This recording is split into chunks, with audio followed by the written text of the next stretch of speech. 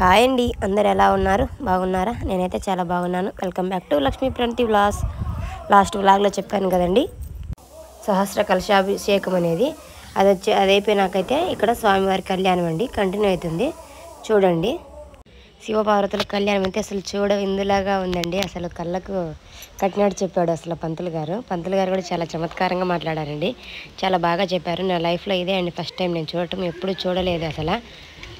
అసలు పెళ్ళైన కొత్తలో పూజలు పునస్కారాలే తెలియని దాన్ని అసలు ఇప్పుడు ఎలా మారానంటే అసలు అంత విధిగా మారాను. పెళ్ళయ్యాక ఆటోమేటిక్గా మారాల్సిందే. అసిపోయే తండ్రి నన్ను కూడా మార్చేశారు.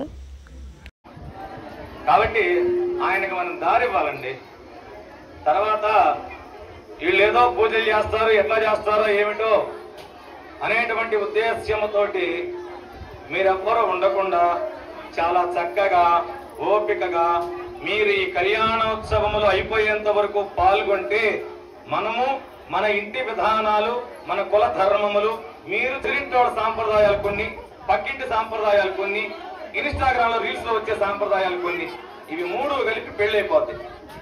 ఇప్పుడు జరుగుతున్నదే పంతుల సాంప్రదాయాలు ఉండవు, వైదిక సాంప్రదాయాలు లేవు. కాబట్టి అవి తెలియాలంటే దేవతా కళ్యాణాలలో ఖచ్చితంగా మీరు పాల్గొంటే ఇవి చేసిన మనము మన కుటుంబంలో చేసే కొడుకు కూతురు పెళ్లిళ్ళు ఎలా చేయాలి ఏమిటి అనే విషయాలు ఇప్పుడు మీకు తెలుస్తాయి. మీరు కొంచెం దారి ఇవ్వండి, వాళ్ళకి ఎదుర్కోవాలి జరుగుతుంది. లేకపోతే ఆయన ఇద్దరు కూడా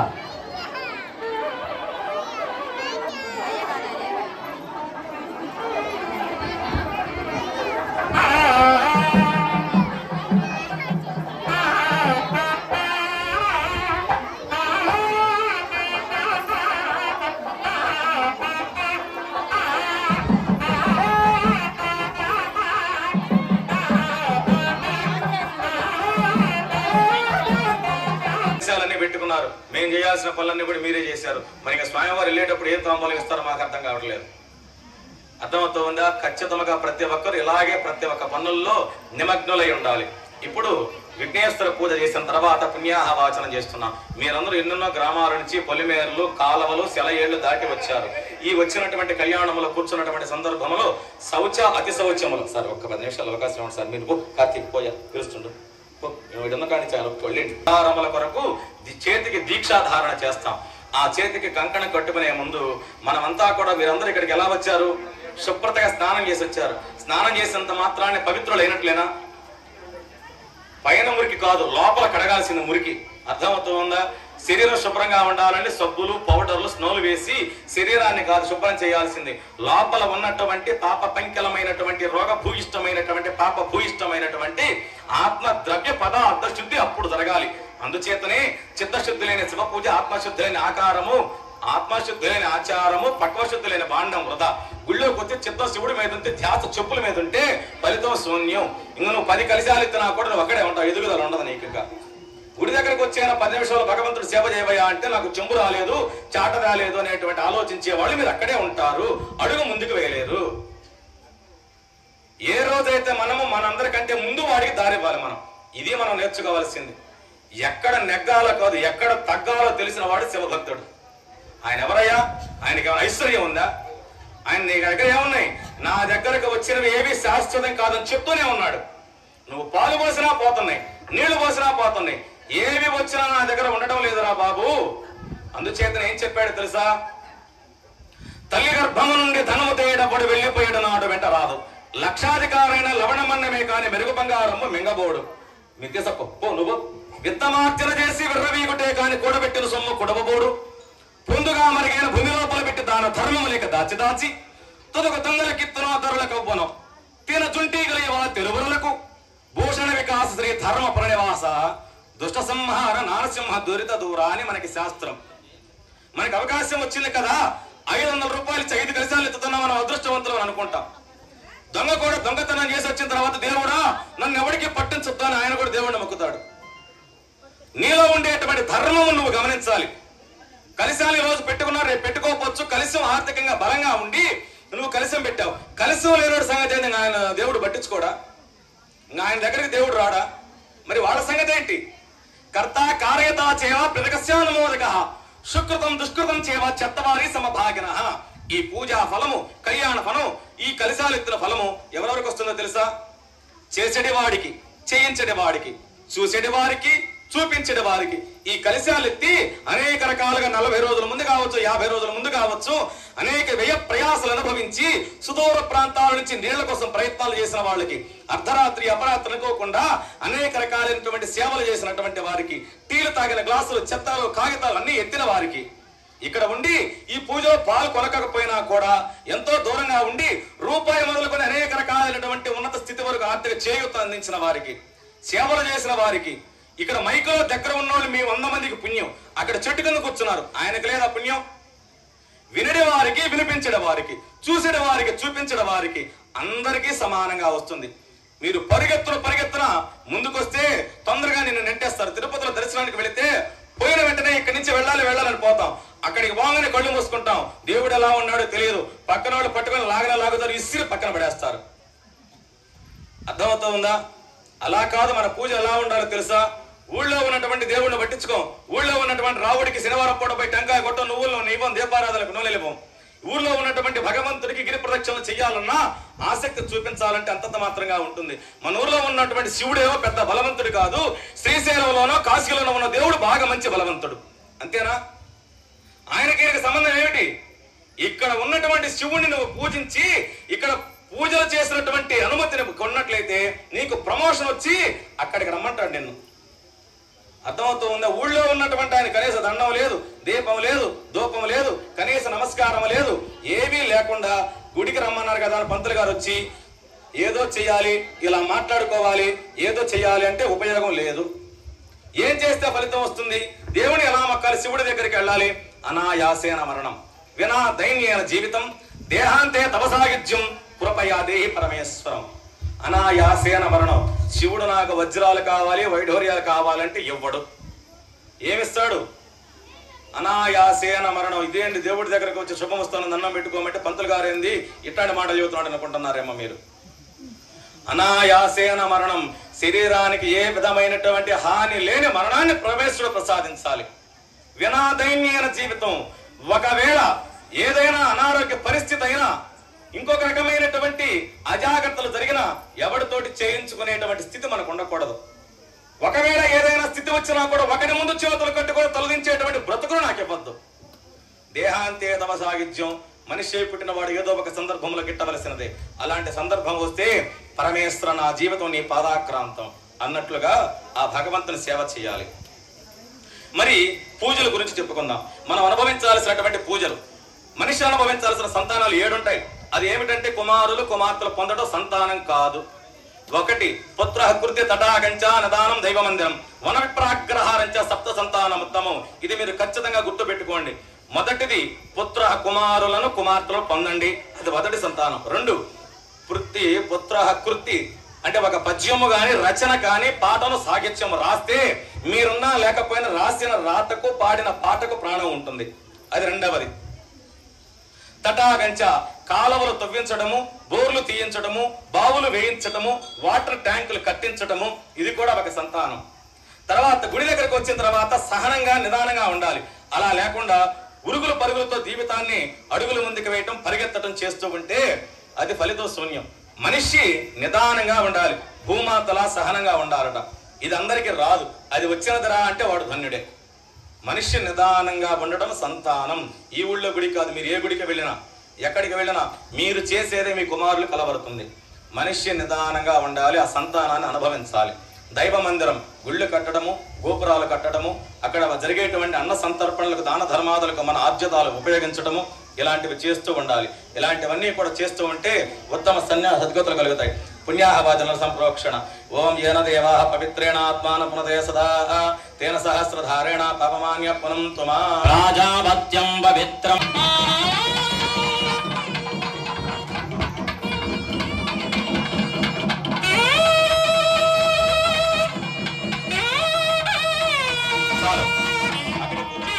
అక్షతల పసుపు కుంకుమల రక్షాస్తోత్రాముల కంటే ఉపనయన సంస్కారం జరుగుతూ ఉంది.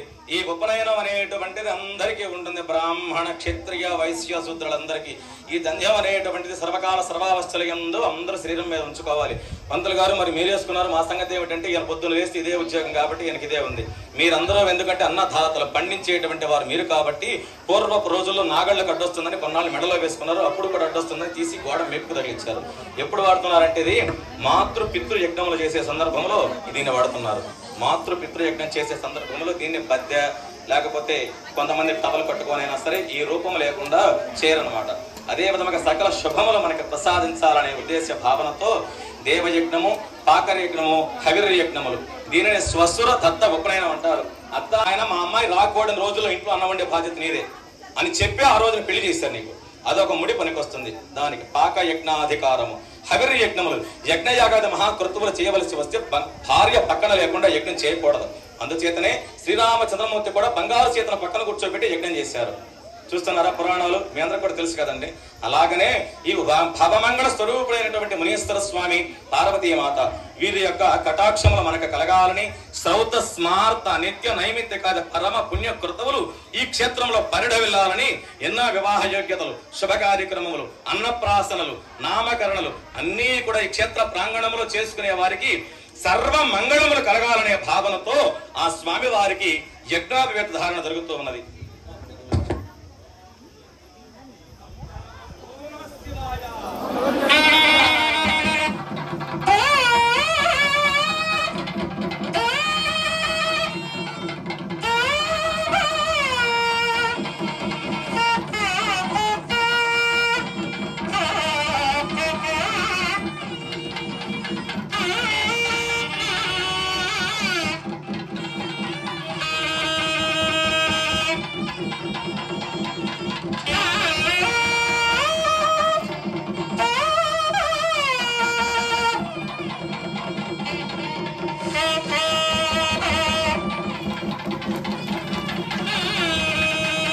ఇవి రెండో కూడా ధారణ చేసిన వెంటనే అబ్బాయికి పెళ్లి కాలంలో వచ్చిందిరా అని చెప్పేసి అంటూ ఉంటారు. అలాగనే ఆ పార్వతీ పరమేశ్వరుడైనటువంటి మునీశ్వర స్వామి అమ్మవారికి కూడా కాటుక తిలక ధారణ జరిగిన తర్వాత ఇప్పుడు భాషిక ధారణ జరుగుతూ ఉంది. శుభికేశరారాహ శోభయంతే ముఖం మమ ముఖం హే మమ శోభయ భూయాగం సంచ భగం కురు యామహార దుర్భయ శ్రద్ధాయాన్యై ఇమాం త్వాం అప్రక్యేకం భగేన సహవర్చస అన్నట్లుగా ఈ భాషికములు వారి ఇంటి తరపున ఉండేటువంటి ఆడపడుచు కానీ ఆడపిల్ల కానీ భాషిక ధారణ చేస్తుంది. అబ్బాయికి మీకు కూడా అంతేనమ్మా. ఎవరెవరు కుల పద్ధతుల రీత్యా వారి ఆచార ధర్మముల రీత్యా భాషిక ధారణ చేస్తారన్నమాట. సర్వ మంగళములు ప్రసాదించాలనేటువంటి భావనతో ఆ యొక్క గౌరీ శంకరులైనటువంటి ఆ యొక్క మౌనీశ్వర స్వామి మునిస్వామి వారు అలాగనే పార్వతీ మాతకు కూడా భాషిక ధారణ మహోత్సవం జరుగుతున్నది. రెండు చేతుల పైకి నమస్కారం చేసుకోవాలి. మునీశ్వర స్వాముల వారికి, పార్వతీదేవి అమ్మవారికి. అమ్మాయి తరపు మేనమామల పానకం బిందెలు తీసుకుని వెళ్తారు. మీకు కూడా ఉంది ఆచార ధర్మం. ఈ పానకం బిందెలు ఎందుకు తీసుకుని వెళ్తారంటే అబ్బాయి ఎంతో దూరం నుంచి వస్తున్నాడు, అతనికి ఏమైనా మర్యాదలు లోపించినా మా మామూలు సరిగా ఎక్కడ చూసుకోలేదు అని మాట ఏమైనా అంటాడనే ఉద్దేశంతో బెల్లం నీళ్ళు ఇచ్చిన వెంటనే అబ్బాయి శాంతపడతాడంట. పైత్యం చేసిన పూర్వపు రోజుల్లో బెల్లం నీళ్ళు దగ్గర పైత్యం తగ్గిద్దంటూ ఉంటారు. ఏ విధమైనటువంటి శరీరం ఉష్ణం ఎక్కడ ఆవేశంతో ఏమైనా మాటలు మాట్లాడతాడేమో అనే ఉద్దేశంతో ఆడపిల్లి వారు ముందుగానే టక్కుని తీసుకొని పోయి బెల్లం నీళ్ళు ఇస్తారు. పానకం మీద మేనమామ తీసుకొని పోయి అవి తాగిన వెంటనే వాళ్ళు ప్రశాంతంగా కూర్చుంటారు అనమాట. అలాగనే ఈ భవమంగళ స్వరూపుడైనటువంటి యొక్క పరమేశ్వరుడు మన మునీశ్వర స్వామి వారు కూడా వచ్చేటువంటి శుభ సందర్భమున ముందుగానే అమ్మవారి తండ్రి గారైనటువంటి పర్వతరాజు గారు అంతే కదండి, మరి ఈయన ముందుగానే ఈ విషయాన్ని గ్రహించి స్వామివారి విడుదల దగ్గరికి వెళ్లి పాద ప్రక్షాళన చేస్తున్నారు. భజంత్రీలు ఏమని చేస్తున్నారు తెలుసా? బ్రహ్మ కడిగిన పాదము. పరమేశ్వర నామాల్లో ఉన్నటువంటి సదాశివుడు అనేటువంటి నామమే ముత్తాత గారి పేరుగా తీసుకున్నాడు. సదాశివ శర్మణ నప్త్రే పరమేశ్వర వర్మణ పౌత్రాయ. తాతయ్య గారి పేరెవరు? పరమేశ్వరుడు. అంటే ఆయన పేరే. ఆది సృష్టికి మూల దంపతులు వీళ్ళే, ఆది దంపతులు కాబట్టి ఆయన పేర్లే సహస్రనామాల్లోనే తీసుకొని వారి యొక్క గోత్రము పరశివస గోత్రం అని చెప్పుకొని వారి యొక్క తాతయ్య గారి పేరు, తండ్రి గారి పేరు, నాన్నగారి పేరు చెప్పుకొని మనం ఏదైతే దేవాలయములో ఆ స్వామిని ఏ పేరు పెట్టి కొలుచుకుంటున్నామో ఒక్కొక్క దేవాలయములో రామలింగేశ్వర స్వామి, ఒక్కొక్క దేవాలయములో కాశీ విశ్వేశ్వర స్వామి, మరొక దేవాలయములో లింగేశ్వర స్వామి, అమరలింగేశ్వర స్వామి, ఆ విధంగా కొలుచుకుంటామో ఇక్కడ మనకు కొలువై ఉన్నటువంటి స్వామి వారి పేరు ఏమిటండి?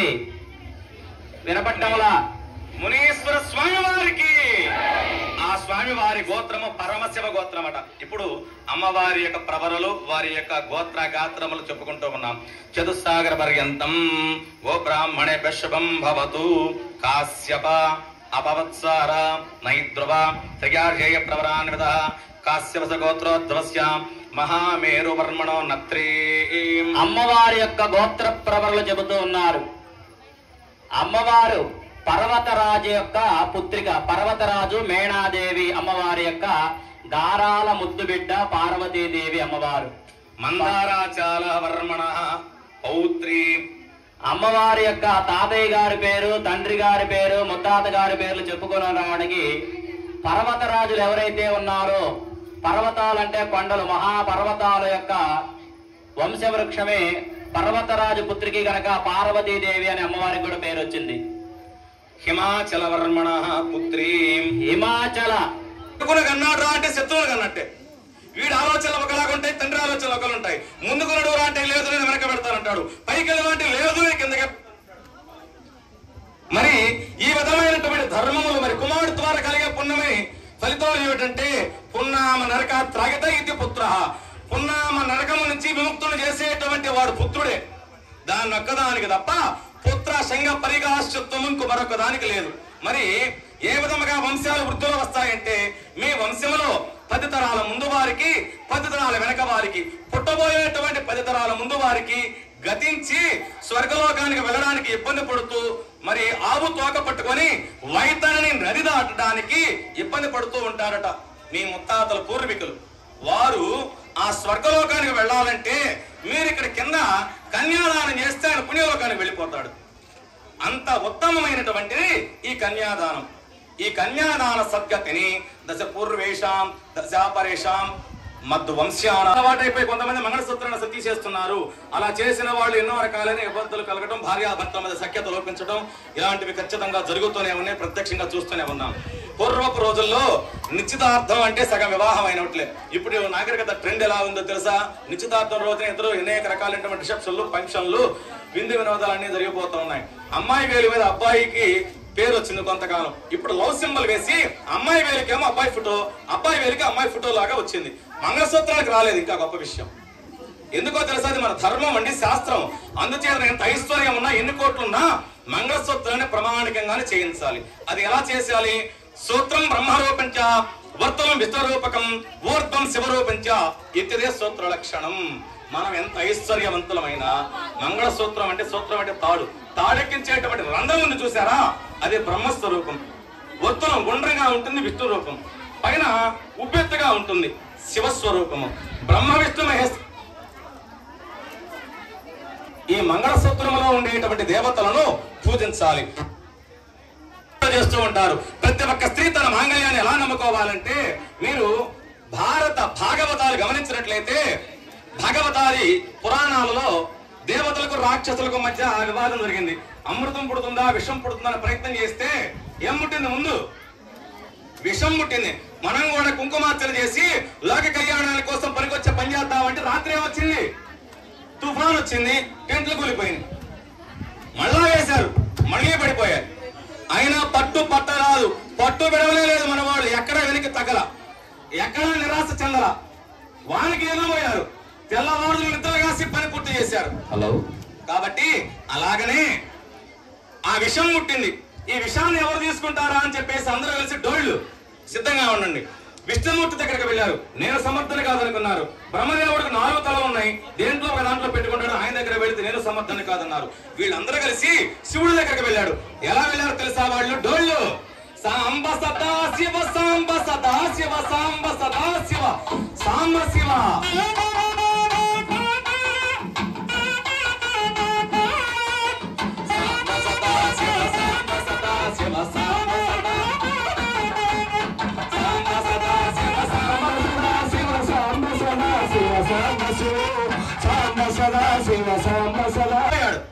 మీకేం వరం కావాలో కోరిక ఇచ్చేస్తానన్నాడు.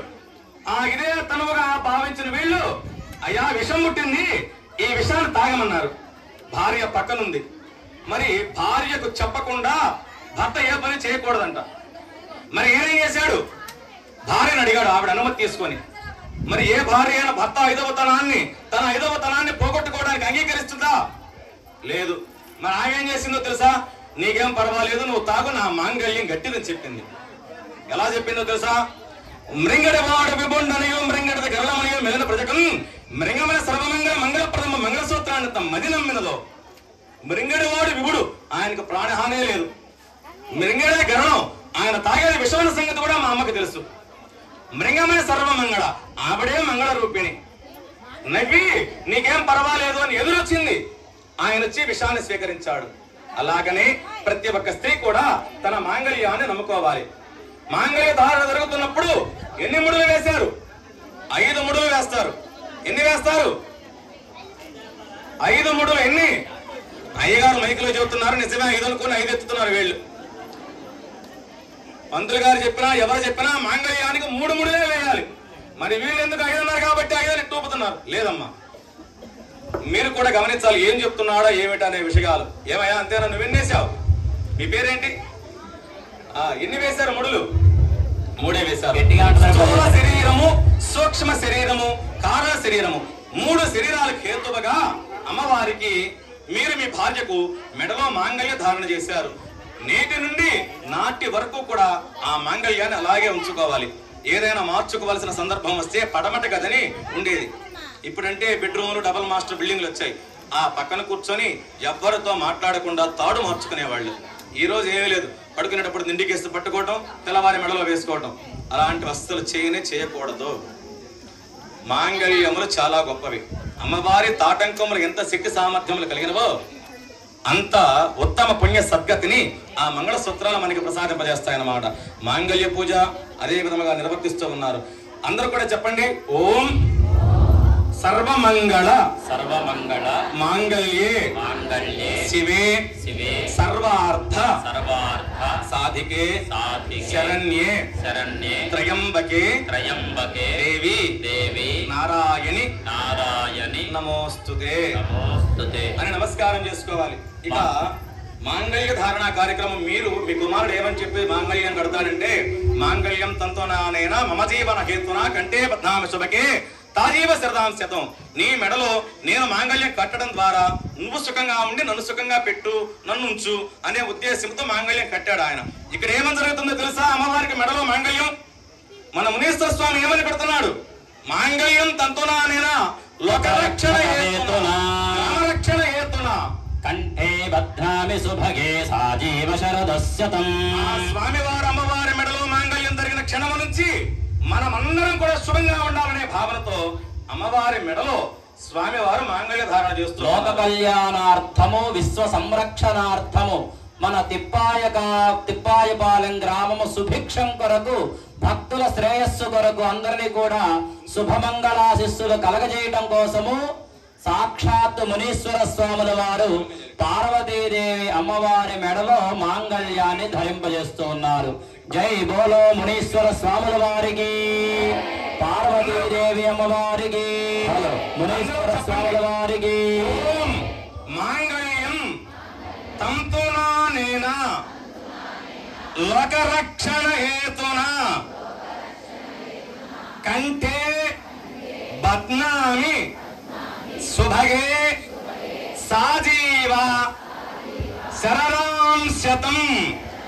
భయంత్రులు సుముహూర్తం మేడం. సుముహూర్తే సావధాన శుభలగ్నే సావధాన సుకాలే సావధాన లక్ష్మీ నారాయణ.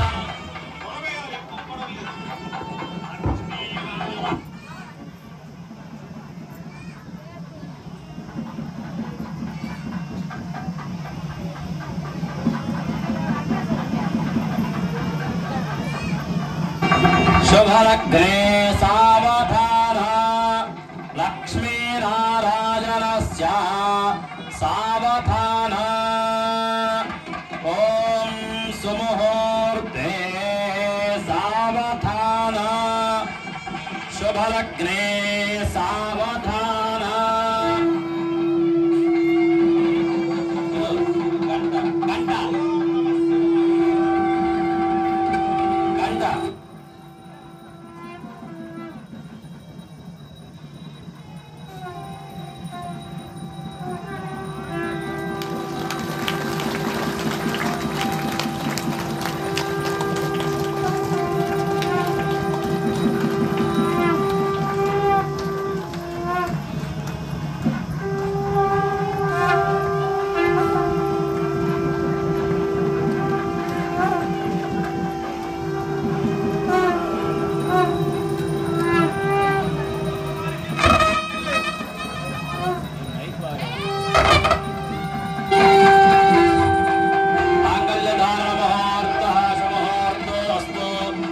मुहूर्तकाले सूर्यादीनां नवानां ग्रहाणां ये ये ग्रहाः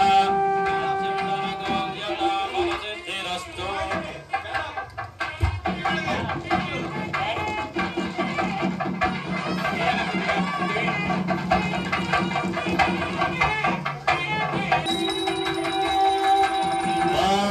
सर्वमङ्गलमाङ्गल्ये शिवे सर्वार्थसाधिके शरण्ये त्र्यम्बके देवी नारायणि नमोऽस्तुते। तदेव रत्नं सुदिनं तदेव दाराबलं गङ्गबलं तदेव विद्याबलं देवबलं तदेव लक्ष्मीपदे जयग्रहस्मरामे। मुनीश्वर स्वामिवारिकी पार्वतीदेवी अम्मवारिकी जय हर नमः पार्वती पतये हर हर महादेव। హలో పిడికిట తల్లంబ్రాల పెండ్లి కూతురు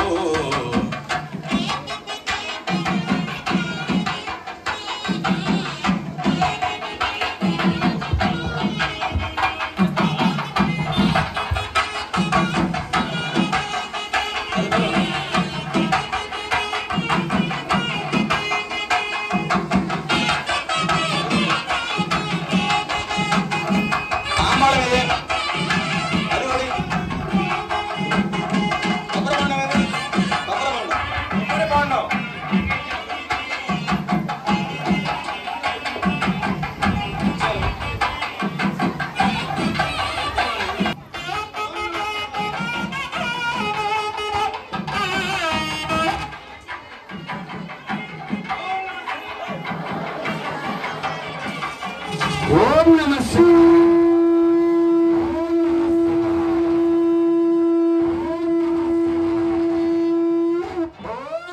శివాయ ఓం నమః శివాయ ఓం నమః శివాయ ఓం నమః శివాయ ఓం నమః శివాయ ఓం నమః శివాయ ఓం నమః శివాయ ఓం నమః శివాయ ఓం నమః శివాయ ఓం నమః శివాయ ఓం నమః కళ్యాణం అయితే ఈ విధంగా అంగరంగ వైభవంగా జరిగింది. అలాగే పైన కూడా మధ్యరాజు పోతుకూరు వీరబ్రహ్మేంద్ర స్వామి గారు ఉన్నారండి. కొండపైన మెట్లెక్కారు, దర్శించుకొని ఇంటికైతే వచ్చేసాము. మైలపేటలో అక్కడ అన్నదానం కూడా చేశారండి. వీడియో నచ్చితే లైక్ చేయండి, అలాగే సబ్స్క్రైబ్ చేసుకోండి. Take care, bye bye.